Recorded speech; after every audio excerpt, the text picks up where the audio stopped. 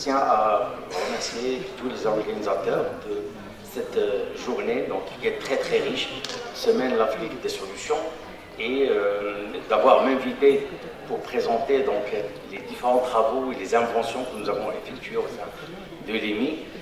C'est des travaux que nous avons effectués plus d'une trentaine d'années à l'EMI, et j'ai la chance d'être intégré depuis 37 ans à l'EMI parce que j'ai formé des milliers d'ingénieurs, mais dans mon équipe il y a des brillants chercheurs et des doctorants qui ont participé à ces inventions que je vais vous présenter.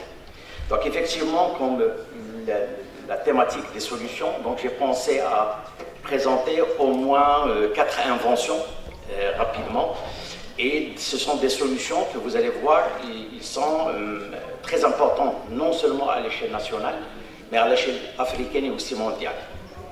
Alors, rapidement, donc je vais présenter les centres d'innovation technologique, parce que c'est le premier centre technologique à l'échelle nationale.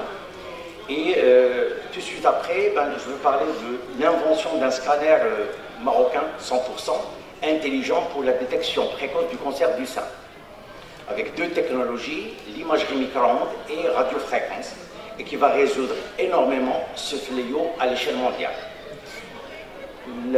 L'invention suivante, c'est une solution avec l'intelligence artificielle pour la détection des maladies cardiaques en collaboration avec la Société marocaine de cardiologie. Ensuite, il y a un problème que tout le monde remarque, c'est l'anti-triche aux examens. Et donc, avec les moyens technologiques actuels, les portables, etc. Et donc là, on a une solution qui a très bas coût et qui va résoudre ce problème. Et je vais terminer par une invention qui est aussi très très intéressante pour l'effet du portable sur la tête, parce que tout le monde d'entre nous, lorsqu'il communique avec le portable, il constate que sa tête s'échauffe. Quelles sont les conséquences? Alors, le centre d'innovation, l'objectif, c'est tout simplement innover pour l'excellence. Pour ceci, ce centre, il est créé en 2000 à l'EMI, et il est composé de 3 cellules. Une cellule d'incubation des projets innovants, cellule de transfert de technologie et celui de conseil et de formation continue.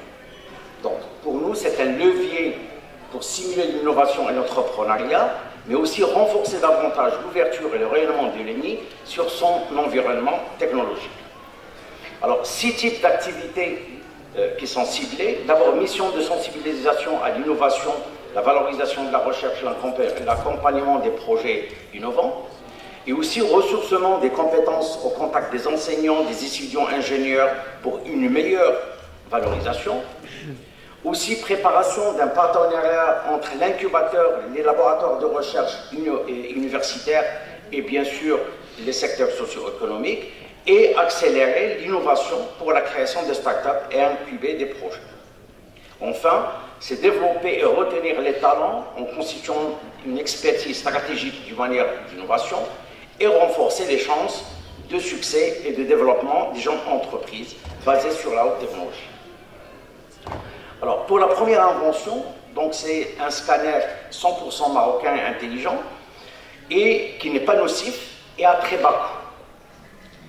Alors, tout le monde actuellement, il y a un constat, c'est qu'à l'échelle mondiale, on a plus de 19 millions de nouveaux cas de cancer du sein. 10 millions de nombre de décès liés à ce cancer. À l'échelle nationale, plus de 40 000 nouveaux cas, ce qui représente 34 nouveaux cas chaque jour et 11 décès de cancer du sein par jour. À l'échelle africaine, plus de 129 000 le sein, et il est incapable de détecter des tumeurs inférieures à 1 cm. Et bien sûr, le coût, il est énorme. La solution à laquelle j'ai pensé, c'est la technique imagerie micro-ondes. À l'échelle mondiale, c'est démontré qu'il n'a pas d'effet par les rayonnements, donc il est non ionisant, et on peut détecter des tumeurs inférieures à 2 mm, et bien sûr sans contact, donc il n'y a pas d'écrasement, il n'y a rien, et on est en train de rendre le système portable, et qu'on peut l'utiliser pour la campagne, pour les cabinets des médecins, et à l'échelle nationale et africaine.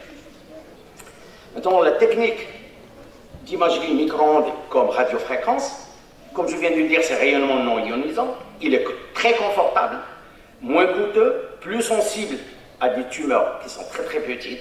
Et bien sûr, il peut être utilisé par des femmes beaucoup plus jeunes. Les avantages de cette technologie, il est démontré à l'échelle mondiale que le poids il est léger, volume réduit, parce qu'on parle de la miniaturisation des systèmes, ça devient à la mode, et le faible coût, c'est très important, et bien sûr, il peut supporter toutes les technologies des hommes. Alors, l'idée c'est quoi? C'est que le bon Dieu, il a créé une chose incroyable mais vraie, c'est que le tumeur, il a des propriétés électriques. Quand on envoie un signal, eh ben, on a un signal réfléchi. C'est ce signal réfléchi qu'on va traiter jusqu'à avoir l'image, la détection et la localisation du tumeur, et c'est à partir de là que le médecin il va prendre en charge. Alors voilà 3 exemples de tumeurs, donc position 1 ou 2 ou 3, ça veut dire qu'il y a présence de 3 tumeurs, on peut même plus. Alors, rapidement, parce que j'ai un créneau qui est un peu limité, donc ici vous avez le premier système technique micro-ondes, c'est avec un analyseur de réseau et on va gagner plus de 80%. Alors, je n'étais pas encore satisfait et je voulais encore améliorer.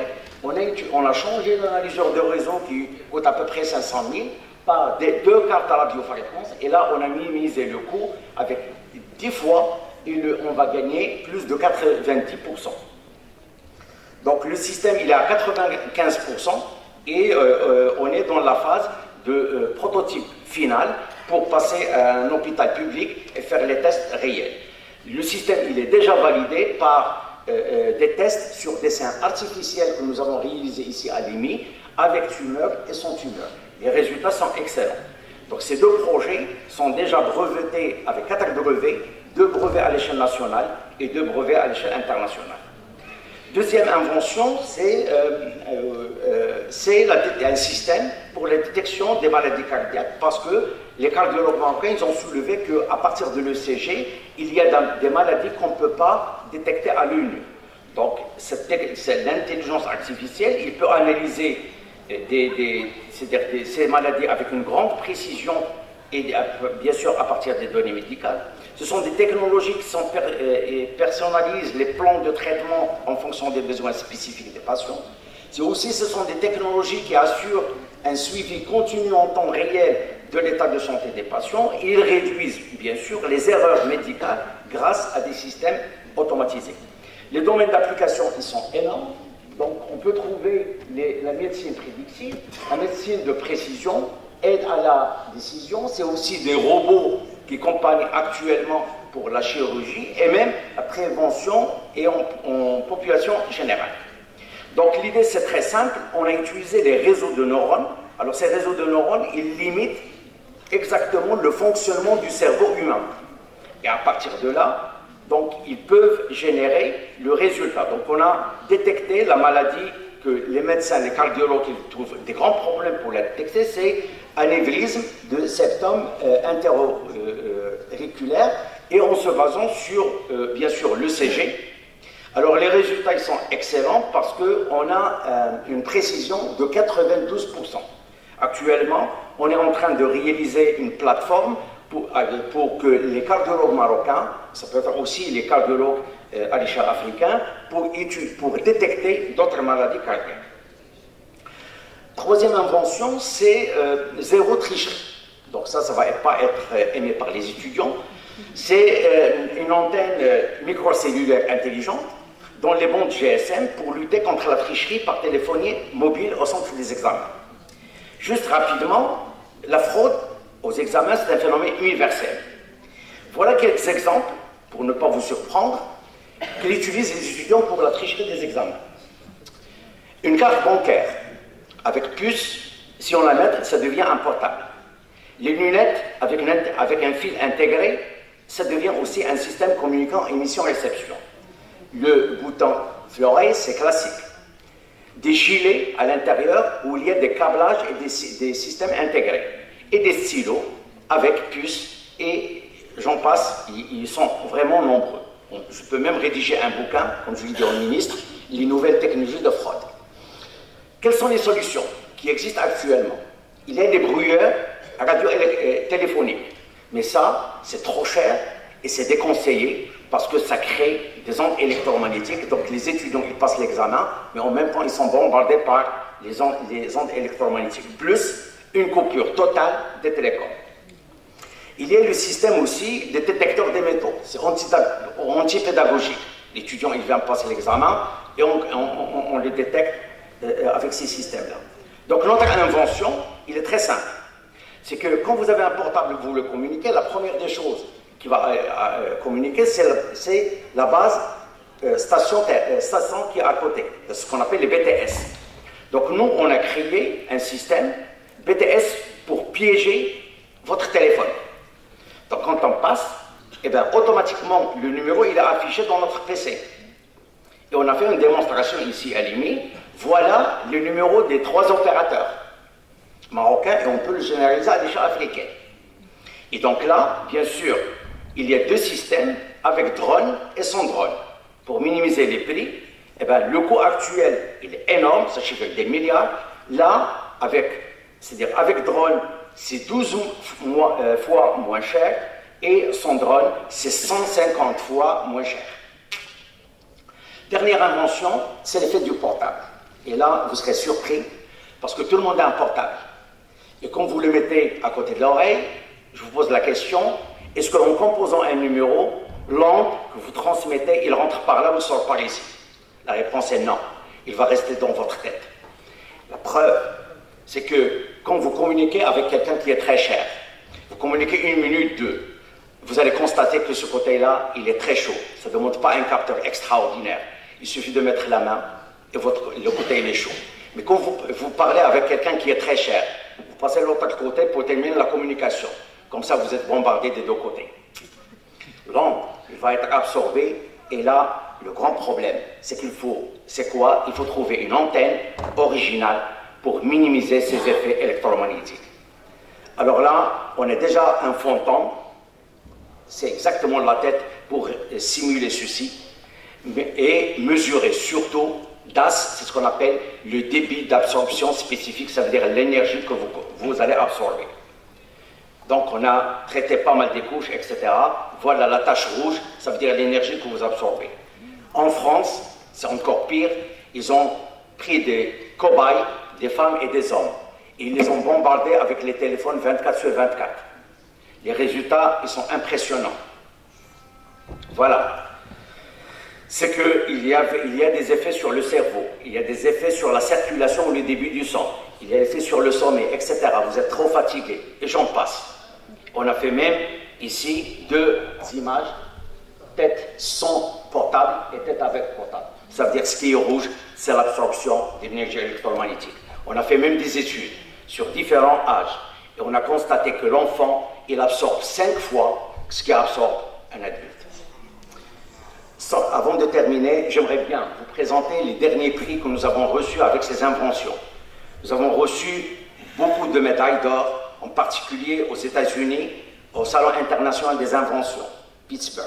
On a reçu une médaille d'or et le prix d'excellence au Canada, à Toronto.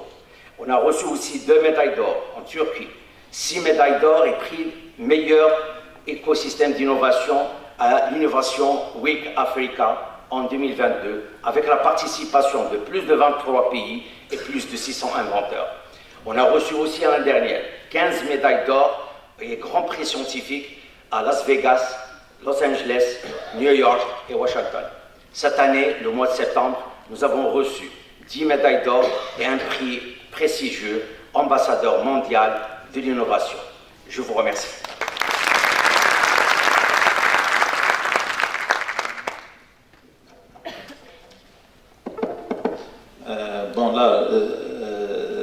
Je tiens sincèrement à féliciter le professeur Amour et bien entendu toute l'équipe de recherche derrière donc pour les réalisations, pour les prix. On a eu droit à la présentation de 4 projets innovants. Il y en a d'autres. Mais bon, là, c'est un exemple d'innovation technologique. Donc il y a la question d'intégration, il y a les 4 autres aspects donc, qui ont été soulignés tout à l'heure par Steven Ahmed. Donc on devrait également chercher donc, pour pour aboutir donc au transfert technologique.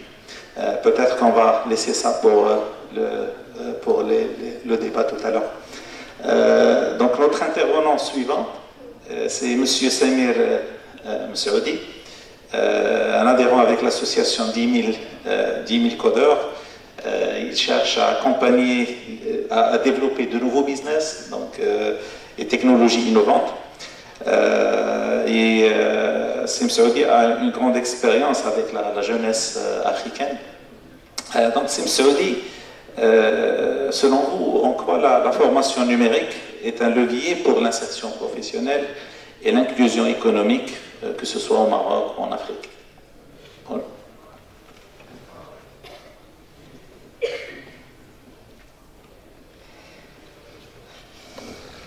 Alors tout d'abord, je voudrais remercier tout le monde. Je suis super content d'être ici, au pays.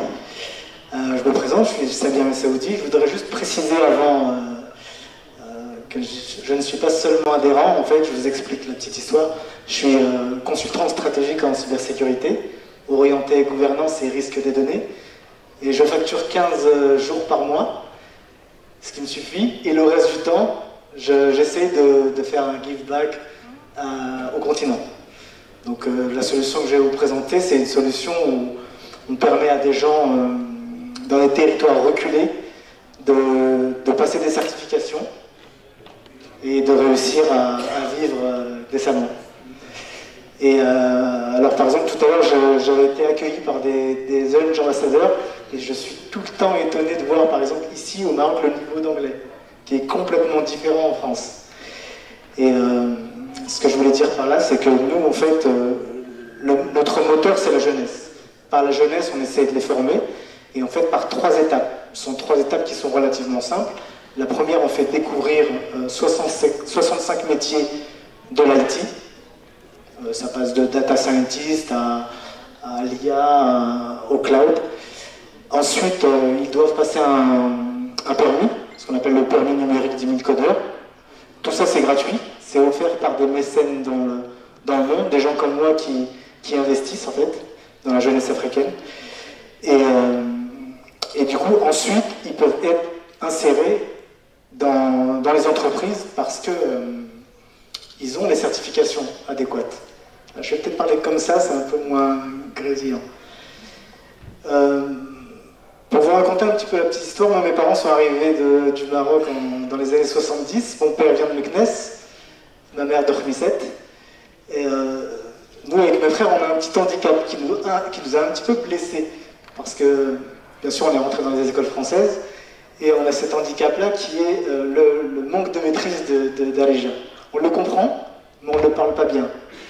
Donc, tout est lié aujourd'hui à la formation.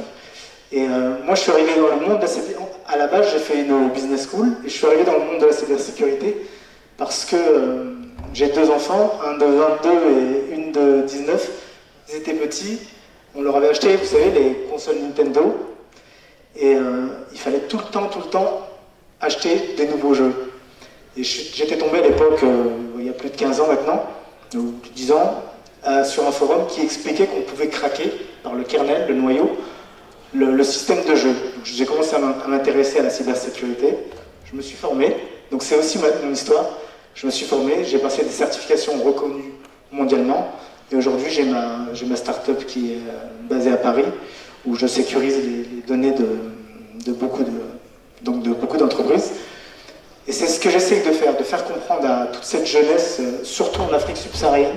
Et on aimerait venir au Maroc. Donc le programme Morocco 2030 vraiment est tombé comme ça, vraiment bien tombé. Je pense qu'au Maroc, on a vraiment toutes les compétences. On peut être les numéro 1 sur tellement de domaines, l'IA, le cloud. Moi, par exemple, aujourd'hui encore, je m'intéresse depuis 6 ans au monde de la blockchain. Donc, je passe aussi des certifications. Et depuis 1 an au Quantum. Et j'espère aussi valider. Donc, c'est ça notre projet. Notre projet, c'est d'aider toute la jeunesse qui est reculée dans ces territoires, de vivre décemment, de passer des certifications.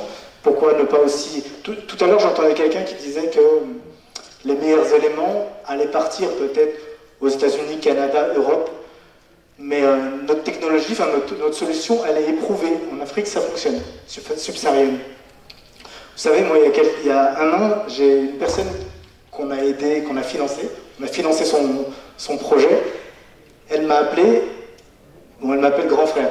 Bon, elle m'a appelé en me disant, grand frère, je vous remercie beaucoup, j'ai réussi à sécuriser mes parents en les mettant dans une maison avec nous, mon mari et mes enfants. Et croyez-moi, quand on vous dit ça, ça vous fait des frissons dans le dos. Donc voilà. Voilà la solution aujourd'hui, 10 000 codeurs. Et on espère vraiment intégrer le Maroc, donc c'est simple, il faut s'inscrire sur le site 10 000 codeurs, choisir un domaine scientifique, IT, et après nous on vous aide pour acquérir toutes les compétences et rentrer dans une entreprise.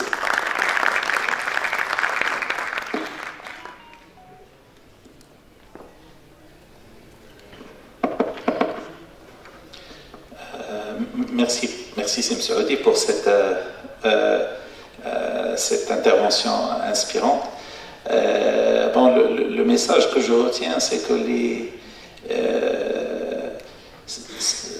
qu'on peut outiller des jeunes avec un ensemble de certifications, avec une préparation pour intégrer le monde de l'emploi, pour réaliser des prouesses et pourquoi pas innover. Donc, et ça peut se passer en dehors des formations diplômantes, donc c'est tout à fait, on peut considérer ça comme étant tout à fait complémentaire.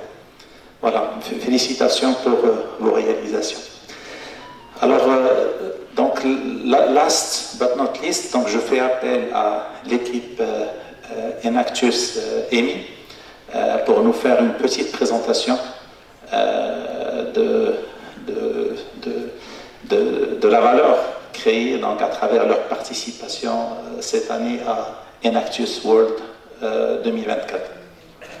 Voilà, je vous donne la parole.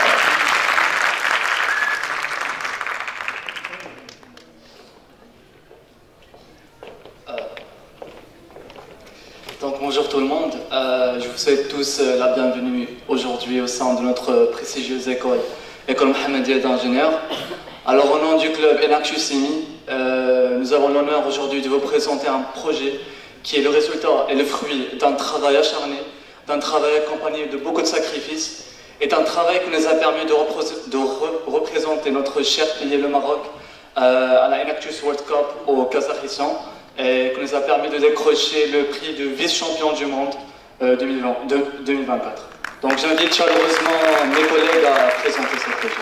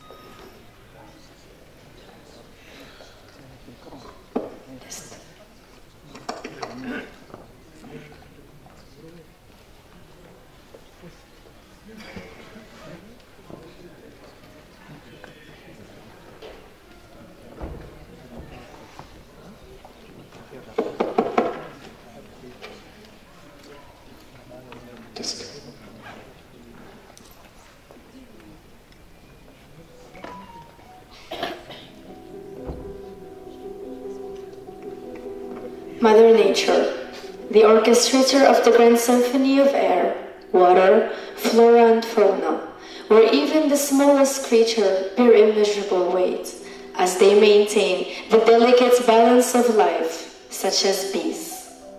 Did you know you have a bee to thank for 1 in every 3 mouthfuls of food you eat? This tiny, yet indispensable creature performs the sacred act of pollination, ensuring 75% of global food crops and contributing more than $500 billion to agriculture. I think we can agree that bees are the very foundation of life, a foundation now shaken due to the alarming decline of these vital beings, with a shrinkage of 62.5% up to today. If this decline persists, we will witness a domino effect. Food will become a privilege, economies will collapse, our stability will unravel, pushing humanity toward extinction.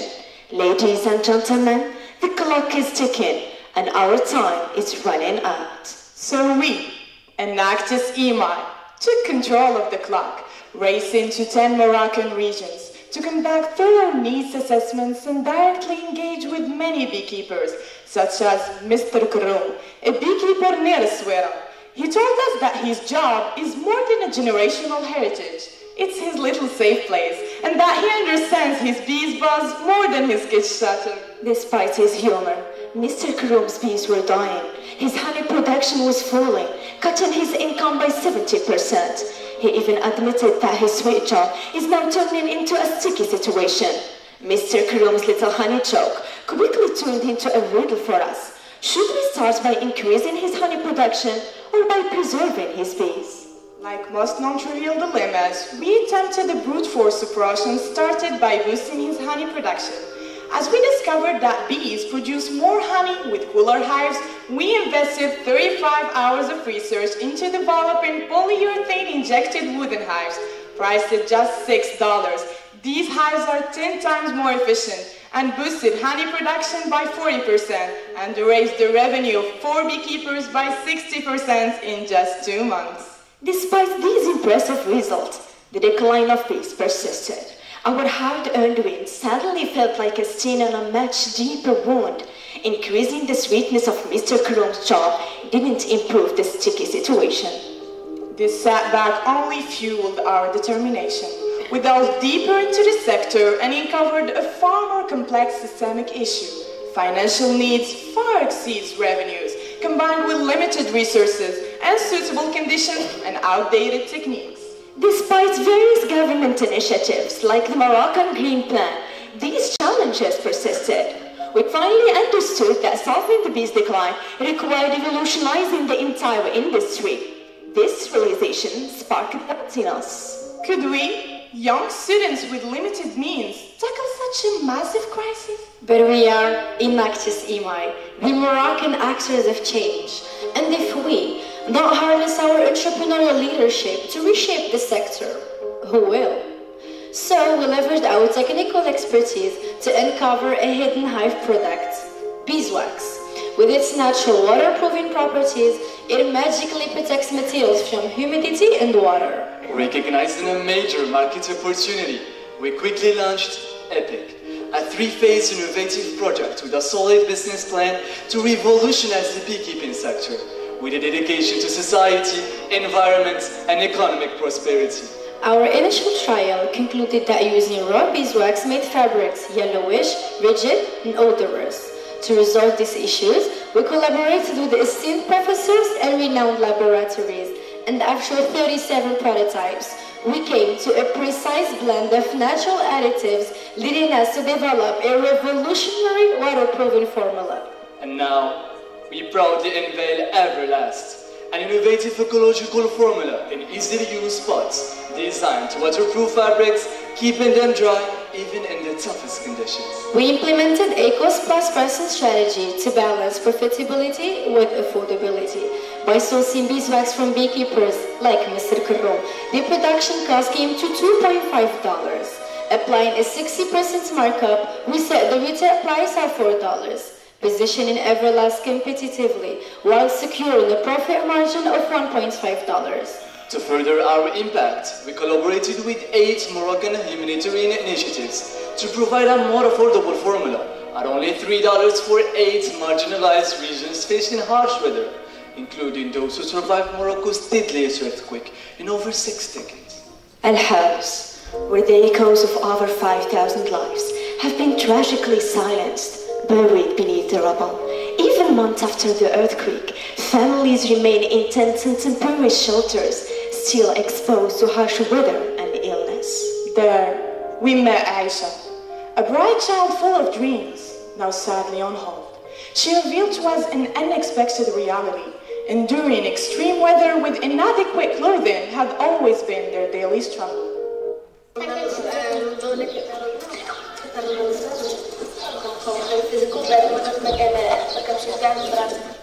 When our community calls, we act. We waterproof tents and clothing, shielding families like Aisha's from the relentless weather, slowly restoring hope back into their lives.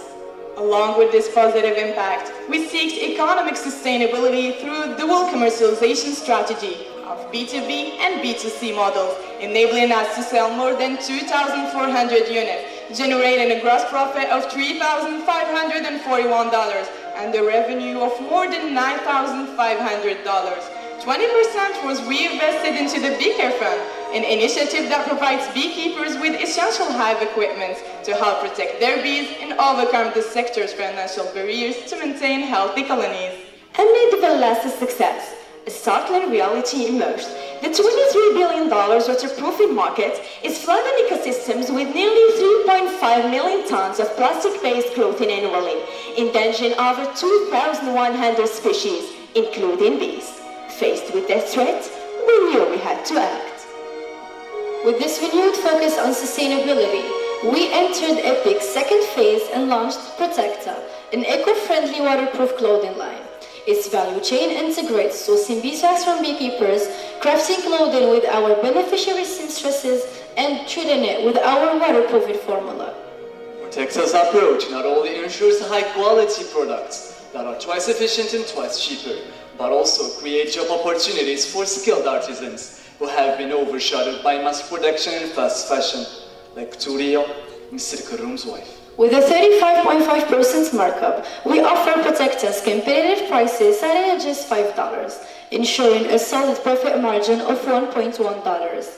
Our blend of design and functionality has led to expansion into 3 sectors across 4 countries, selling more than 1,300 units and generating a revenue of more than $8,500. Our commitment to bees guided us to surgically reinvest 20% of this revenue into Friends of EPIC.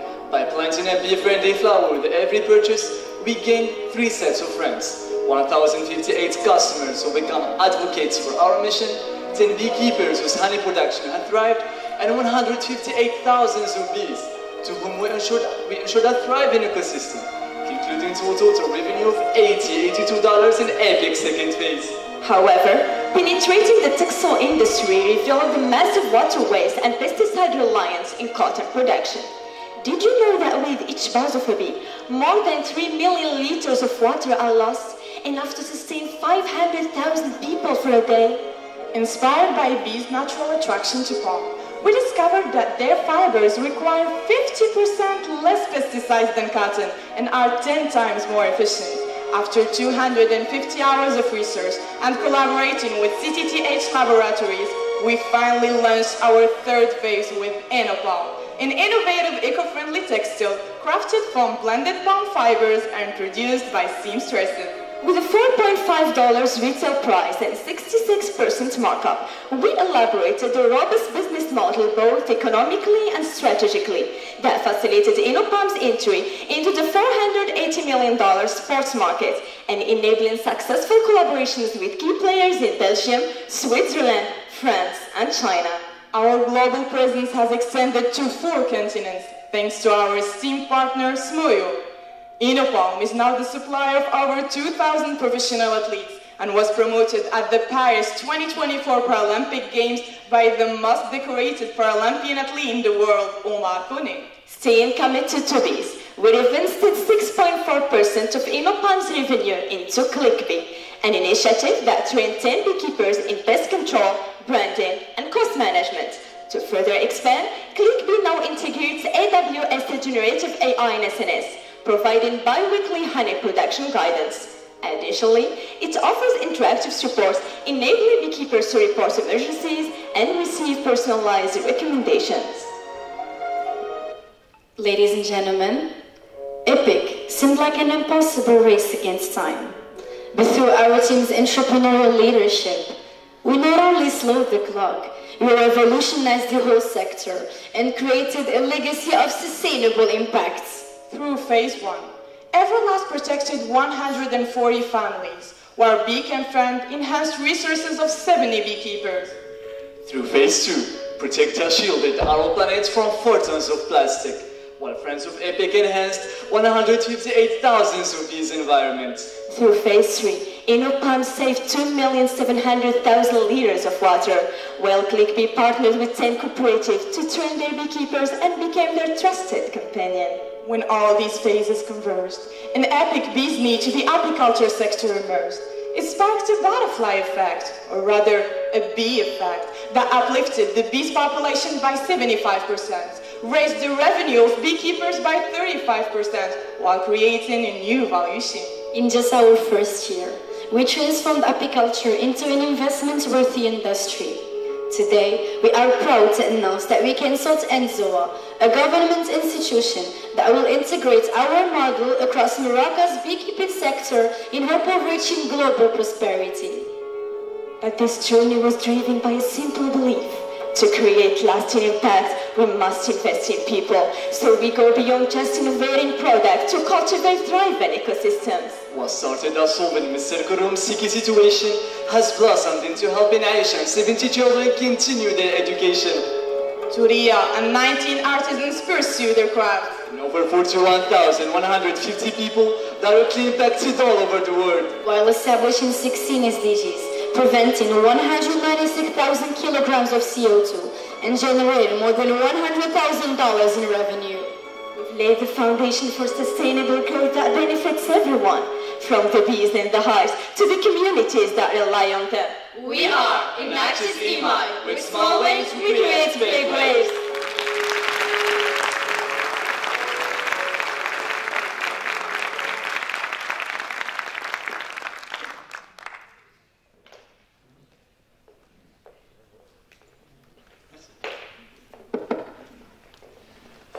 Donc là, je vous demande peut-être de me joindre à moi une deuxième fois pour féliciter donc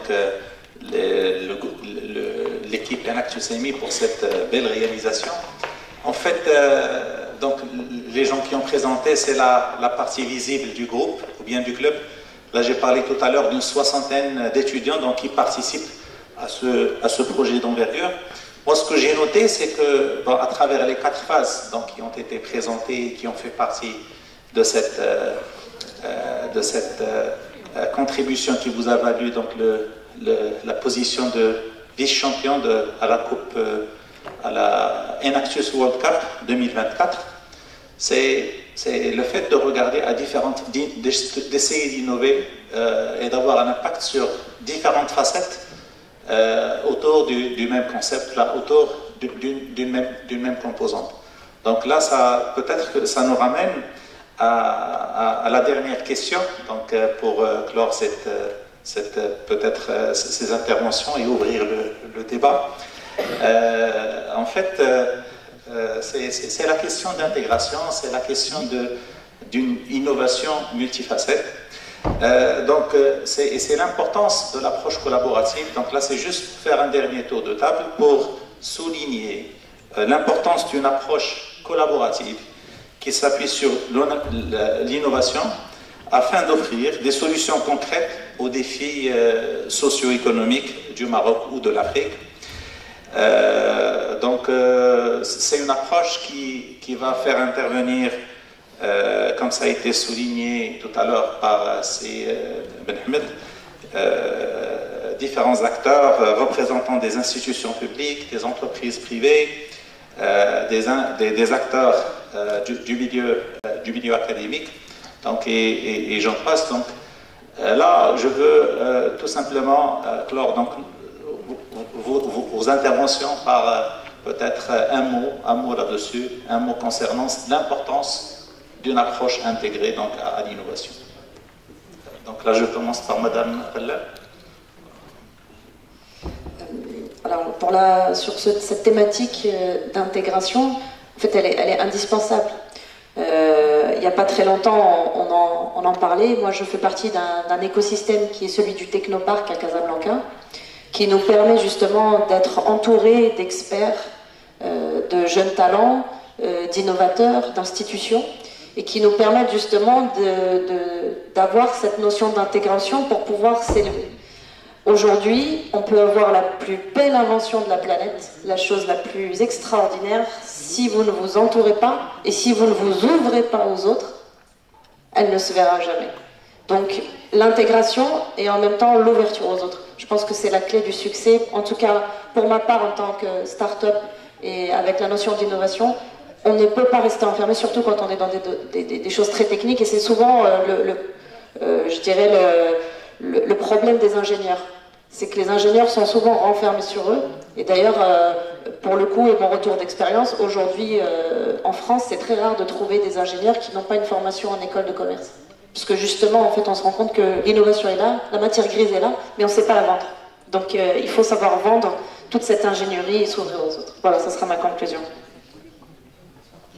Oui, effectivement, donc je rejoins votre idée, c'est qu'à l'EMI, donc on a pris l'initiative que nos ingénieurs et nos doctorants, ils doivent participer à l'innovation et que les sujets de recherche, ils ont un impact sur le côté social et doivent apporter des solutions. Avant, c'était juste soutenir une thèse pour avoir le diplôme, ou ingénieur pour avoir le diplôme. Non. Avec monsieur le directeur actuel et aussi le président, c'est que tout le staff, on est dans la même stratégie, c'est qu'il faut renforcer les étudiants et les encourager à travailler, à participer. D'ailleurs, par exemple, dans mon équipe, j'ai pris une décision, c'est qu'un doctorant, il va se tenir, il doit déposer un brevet d'invention.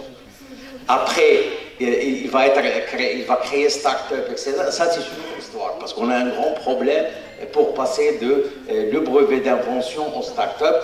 Ça, je ne pense pas que c'est un problème à l'échelle nationale, mais à l'africaine, et donc ça demande du financement, ça demande tout un staff. Eh bien, je suis d'accord avec vous deux. Vous faites partie du Technoparc de Casa, moi de celui de Paris, en fait, qui est le plus grand au monde, celui de Xavier Niel. Et effectivement, moi je sécurise les startups là-bas au niveau cybersécurité. Et ensuite, on a tendance à sympathiser avec toutes ces personnes, les ingénieurs, le pôle informatique, et en fait, on constate vraiment que quand on est ensemble, qu'il y a la théorie et la pratique, ça fait presque des licornes. Et vraiment, là, ce programme de Morocco 2030 va vraiment nous aider à pousser toutes les offres. Et je voudrais vous rejoindre sur ce que vous proposez. C'est pas du forcing, mais c'est vraiment bien ce que vous faites de leur expliquer, de vraiment, pendant le doctorat, de proposer. Et ensuite, même si... Mais non, c'est vraiment génial. J'apprécie, je valide. Voilà, non, je suis d'accord avec vous, avec tous les deux. Je voulais juste ajouter, sur le programme du Buildcoder, on a une carte mondiale qui permet en fait en temps réel de voir toutes les personnes qui ont passé les certifications et qui travaillent. Ça permet de vraiment voir que c'est pas du bullshit. Merci. Au risque de me répéter, je vais un peu faire une sorte de synthèse, mais je dirais qu'il y a aussi des structures opérationnelles qui facilitent un peu cette innovation collaborative. Comme j'ai dit dans mon intervention, cette collaboration, cette innovation doit être systémique, elle doit faire participer le maximum d'acteurs, les acteurs du quadruple X qui sont très importants, parce que c'est comme si vous avez une chaîne, et si un maillon de la chaîne n'est pas là, il y a un risque d'échec. Et les clusters d'innovation, je pense que ce sont les meilleures structures adaptées qui ont fait leurs preuves en Europe, aux États-Unis, en Chine, dans pratiquement tous les pays développés. Je pense que les clusters d'innovation sectorielle peuvent apporter une réponse très pertinente pour l'efficacité de cette innovation collaborative. Et ces clusters doivent être aussi avoir un caractère ou bien sectoriel, national, mais surtout régionaux. Donc c'est pour ça que ça rejoint un peu l'approche systémique qui consiste à créer des systèmes socio-techniques d'innovation au sein de chacune des régions du royaume en tenant compte de leurs spécificités générales, économiques, climatiques, naturelles, etc. Et puis pour mettre tout ce monde en musique, pour que tous ces acteurs puissent travailler en bonne intelligence et de manière efficace, il est important de créer ce qu'on appelle des communautés de pratique, des communautés d'acteurs, des communautés de recherche, des communautés de projets, hein, qui consistent un peu à ce que, moyennant, en partant d'une vision partagée, une vision écosystémique partagée entre tous ces acteurs, on définit des objectifs. On se projette d'ici 2050. Quelle serait la problématique de l'eau en 2050 dans la région, dans toutes les régions du Maroc? Il faut faire une sorte de planification par scénario, parce que on a l'habitude de travailler avec la planification linéaire. Elle ne vaut plus rien, la planification linéaire, parce qu'avec la planification linéaire, on est tombé sur le Covid, on n'a pas su faire face à cette crise sanitaire. On est tombé dans le problème de l'eau, on ne sait pas quoi faire, on est en train de patauger. Je ne parle pas du Maroc, je parle du monde, hein. Je parle de la crise de l'eau, elle est mondiale. Et le Covid, c'était aussi une crise mondiale. Donc il y a ce qu'on appelle, il y a des outils qui sont très développés maintenant, qu'il faut utiliser des technologies numériques. On n'est pas obligé d'être tout le temps ensemble physiquement pour travailler.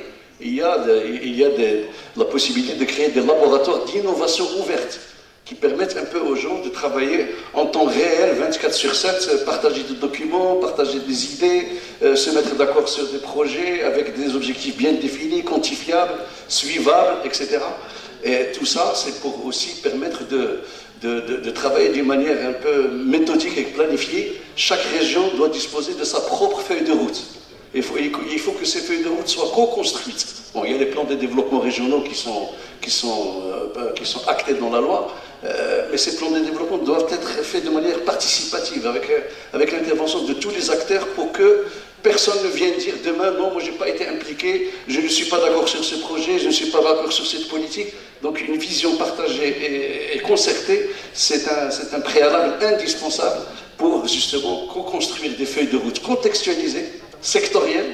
Je ne sais pas, l'eau par exemple, l'eau à la limite elle est transversale, mais l'énergie, il y a des régions où l'énergie est quelque chose d'exceptionnel, je dirais, de très urgent, de prioritaire. Ce n'est pas le cas des autres.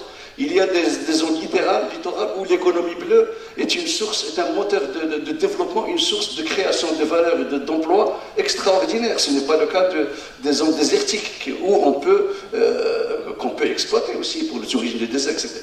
Donc ces feuilles de route devraient donner lieu à des portefeuilles de projets, des portefeuilles de politique.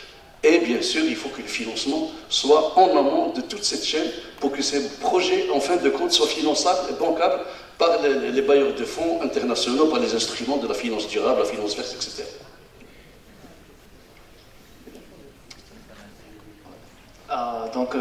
Je remercie l'audience pour votre présence et aussi je remercie nos 4 intervenants pour la richesse de leurs informations et de leur présentation.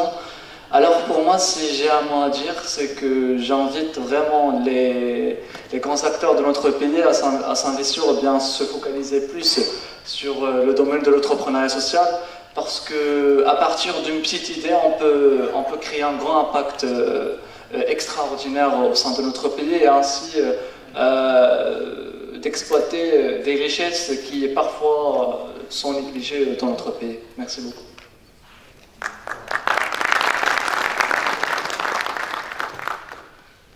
Donc là, je remercie nos intervenants pour les éclaircissements qu'ils nous ont apportés pendant toute la session.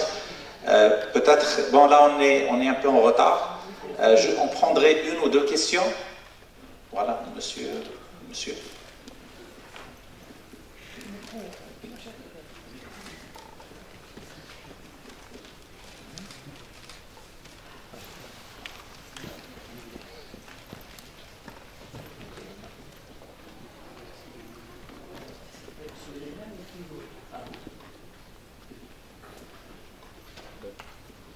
Bonjour, je me présente, Maître Tahili, avocat au barreau de Casablanca. Je tiens à remercier M. Ben Ahmed pour avoir soulevé la question importante de l'innovation en matière juridique. Parce que lorsqu'il y a des innovations, parce qu'il y a une relation dialectique entre juristes et innovation. Il y a des situations complexes qui ne sont pas régies par les textes classiques, ni par les notions classiques, d'où l'intérêt. Moi, personnellement, je travaille avec les ingénieurs pour établir des contrats complexes. Cette complexité et cet intérêt intervient surtout lorsqu'on parle de l'Afrique. L'Afrique connaît des régimes juridiques disparates, en l'absence de conventions entre les pays, en l'absence d'accords entre les pays, et d'où l'intérêt de la notion que vous avez soulevée tout à l'heure, le montage.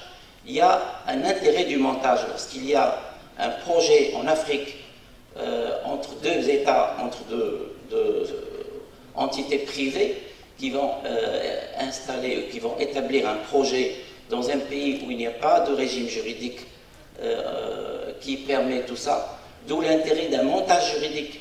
Donc, c'est un travail qui se fait aussi bien entre juristes et entre ingénieurs, parce que c'est les ingénieurs qui vont réaliser ces projets.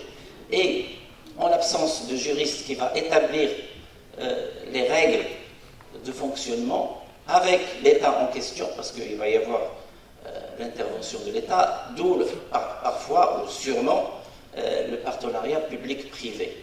Donc je vous remercie.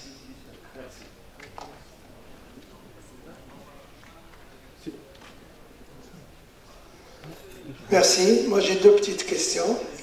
D'abord, je félicite Amour pour toutes les inventions que vous avez réalisées avec votre équipe et dans le cadre de l'EMI.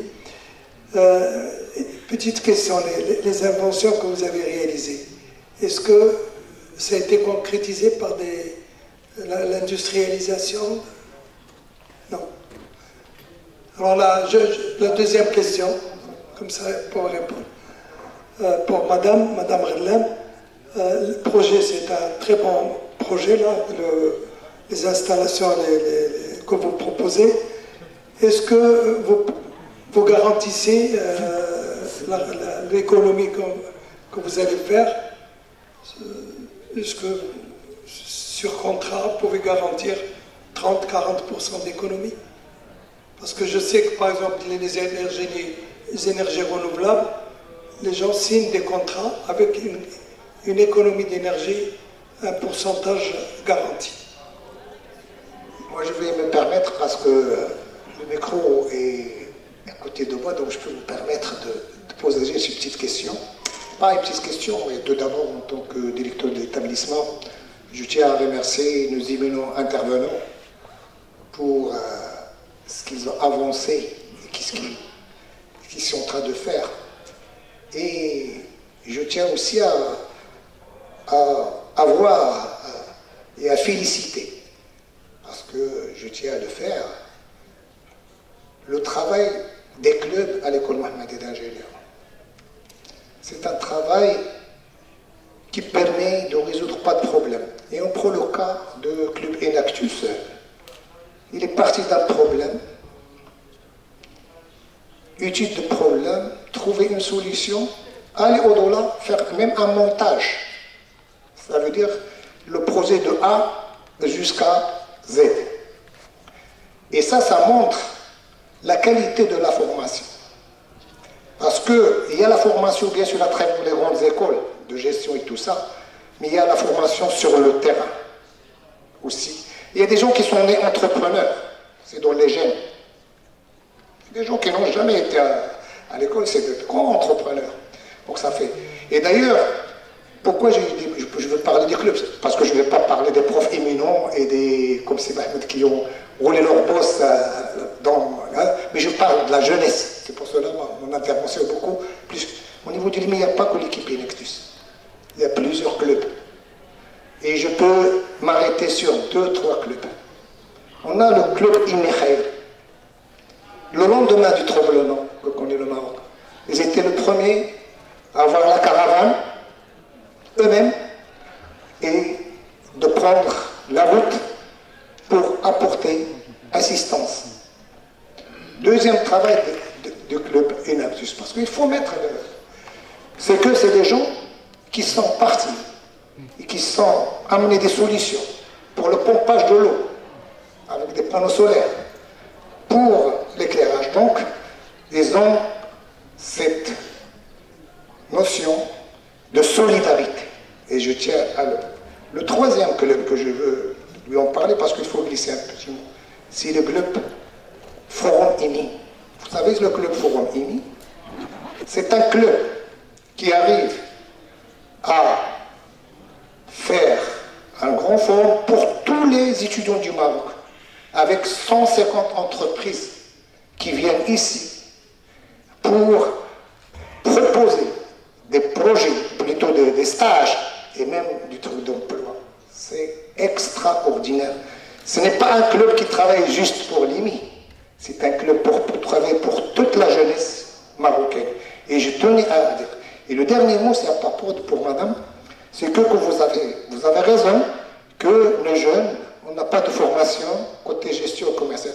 Mais avec le nouveau cahier de normes pédagogiques, on a un nouveau cahier de normes pédagogiques dans lequel il y a 70% de la formation sciences et techniques. Il y a 30% de formation pour tout ce qui est hard skills et soft skills et les langues.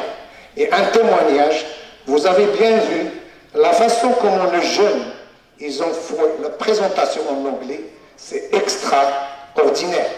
Donc voilà, et même, allons plus loin, dans la formation, on a dégagé des demi-journées pour ne pas rester sur le mode laboratoire, pour traiter des projets pratiques. L'étudiant, il aura un projet qui va le suivre en collaboration avec le monde industriel, en collaboration avec les thématiques les plus importantes. Et donc, j'étais obligé d'intervenir en tant que directeur d'établissement. C'est un pour éclaircir, pour dire, c'est vrai que maintenant, là, je suis très content que comment dirais-je, je suis confiant sur notre jeunesse qui va prendre la relève et relever les défis. Et je vous remercie. Je vous fais remarquer que monsieur le directeur était très ému de voir son bébé. Vraiment. Félicitations. Peut-être juste pour répondre à la question, déjà je suis fière, vous ne pouvez pas imaginer à quel point de savoir. J'ai discuté avec pas mal d'étudiants et j'en profite tout le temps pour le faire. C'est une vraie fierté pour les gens de la diaspora qui rentrent et qui voient les talents marocains, parce que des ingénieurs, j'en ai vu dans beaucoup de pays où j'ai pu avoir la chance de travailler. Depuis 2016 que je suis au Maroc, je vous assure qu'on n'a rien à envier aux plus grandes universités internationales. Ça, c'est une certitude. Je dis qu'il y a d'autres mécanismes qui peuvent encore être améliorés, et le sujet de l'apprentissage et de l'alternance en est un, et le sujet du commerce et de la gestion aujourd'hui, effectivement, les grandes écoles aujourd'hui ont bien compris le sujet. Donc, vous n'avez rien à envier aux grandes écoles, je vous assure. Et bravo à tous les étudiants. Je voulais juste pour répondre à monsieur sur l'industrie, ce dont vous parlez, ça s'appelle les contrats de performance énergétique. Alors les contrats de performance énergétique, il faut savoir qu'aujourd'hui c'est des entreprises ou des gros bureaux d'études qui sont assez dimensionnés, qui peuvent se permettre de faire ce type de contrat. Pourquoi? Parce qu'on va venir, ils vont avoir une équipe d'ingénieurs qui vont venir dans les industries, qui vont faire des audits, qui vont leur faire tout un accompagnement et qui vont leur dire, bon nous à la fin de l'année, on s'engage à vous faire réduire votre facture énergétique de 20 à 25%. À la fin de l'année, quand ils font le calcul via une méthodologie très précise, soit on a atteint les 20% et ce qui est au-dessus, on se le partage, soit on n'a pas réussi à atteindre les 20% et à ce moment-là, c'est vous qui remboursez le client. Aujourd'hui, nous, en tant que start-up et éditeur de logiciels, on n'a pas, je dirais vulgairement, les reins assez solides pour se permettre de se lancer. Par contre, nous sommes contactés par des grands groupes et par des gros bureaux d'études qui, eux, ont les moyens de faire de la performance énergétique et qui se dotent de notre outil pour s'assurer qu'ils vont réussir à atteindre les engagements contractuels qu'ils ont. Donc nous sommes un outil à ceux qui font des contrats de performance énergétique, mais nous ne les faisons pas nous-mêmes. Voilà, pour répondre à votre question. Moi j'en fais, contrat du solaire, et je m'engage. J'espère pouvoir le faire d'ici quelques années, mais aujourd'hui c'est pas encore le cas. Donc on reste Humble, on est éditeur de logiciels, on est un outil. Et d'ailleurs, si vous les faites et que vous voulez encore plus vous assurer de ça, je vous invite à utiliser Smart Globe. Je serais ravie de vous faire une présentation.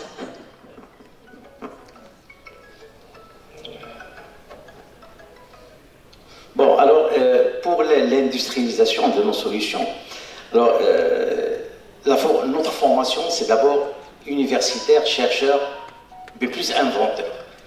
Le grand problème, il est là. Ça ne concerne pas juste l'EMI, c'est à l'échelle nationale. Il y a un problème, c'est que les solutions, ils sont là. Je prends un seul exemple, l'invention du scanner marocain à 100%, intelligent pour la détection du cancer du sein. On a inventé ça parce que j'étais à l'hôpital à Vicenne et j'ai constaté des femmes qui souffrent. Et comme ma formation, docteur en technique micro-ondes et docteur d'état en électronique et télécommunications, j'ai essayé de regrouper toutes ces connaissances-là avec mon équipe pour apporter une solution. Donc la phase 1, c'est que la solution, il est efficace. Et d'ailleurs, la grande surprise, lorsque nous voulons les tester, on a un grand problème éthique, c'est qu'il faut valider, prove, concept, SQL. Donc, pour acheter sain, naturel, ça coûte 300 000 dirhams, sans tumeur et 300 avec tumeur. Ça veut dire 600 000. Donc j'ai regroupé l'équipe et j'ai dit, vous parlez des génies marocains, eh bien essayons de fabriquer le sein sans tumeur avec tumeur ici à Libye. Elle dit, oui, mais comment? J'ai dit, non, ça, on parle de génie, essayez de le faire. Eh bien, on a trouvé une formule avec 7 liquides, d'accord? Et les militaires ici, ils nous ont aidés pour le faire. Et on l'a réalisé sans tumeur avec tumeur, moins de 8 000 dirhams. Au lieu de 600 000, moins de 8 000 dirhams. Ça veut dire, on prouve que le génie marocain, il est là. Mais en plus de ça, le prix que je vous ai présenté, c'est une connaissance, c'est-à-dire une reconnaissance à l'échelle internationale. Que ce soit aux États-Unis, Canada, dernièrement la Chine, Japon, Corée du Sud, l'Inde et Canada. Donc ça veut dire qu'il y a un reconnaissance. Maintenant, il faut un soutien à l'échelle nationale. Que ce soit financier ou que ce soit soutien matériel, etc. Et je lance d'ici, je souhaite avoir un centre d'innovation technologique national, mais ce n'est pas seulement les murs, équipés avec les meilleures technologies du monde, et vous allez voir qu'on va surprendre le monde, parce que les compétences, on les a au Maroc, on les a en Afrique, ça demande juste le soutien et l'encouragement pour participer au développement de notre pays.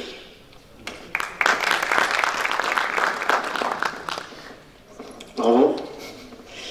Alors moi je constate que vous allez traiter beaucoup de données avec l'IoT, les jumeaux numériques. Je suis là pour les protéger. Voilà, j'ai essayé de passer mon message. Merci à toutes et tous.